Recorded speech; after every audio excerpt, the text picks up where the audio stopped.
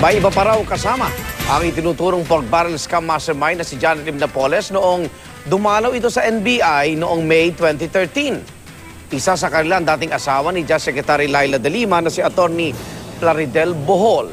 Ayon sa sinibak na si dating NBI Deputy Director Reynaldo Esmeralda, si Esmeralda inalis sa pwesto sa utos ni De Lima sa hinalang tinulungan niya noon si Napoles para makaiwas sa pagkakaaresto.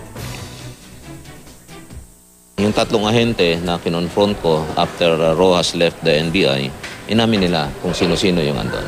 Bakit kasama siya? Siya bang abogado? Is he the lawyer on record of Napoles or what? That we have to check. Ay ba kay Esmeralda, tila pinuto ng kuha ng CCTV ng pagbisita ni Napoles para raw di makita si Bohol. Sagot naman ni De Lima. I don't want to comment on that muna because alam niyo naman merong ad hoc committee. Alam ko na yung istorya diyan, no?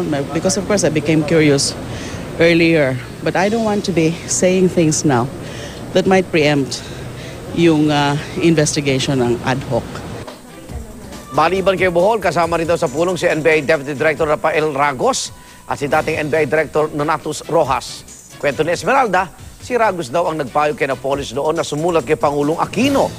Tumanggi sa panayam si Ragos bagamat itinanggi niya ang mga paratang. Si Rojas naman una nang iginiit na walang irregularidad sa pagpulong niya kay Napoles.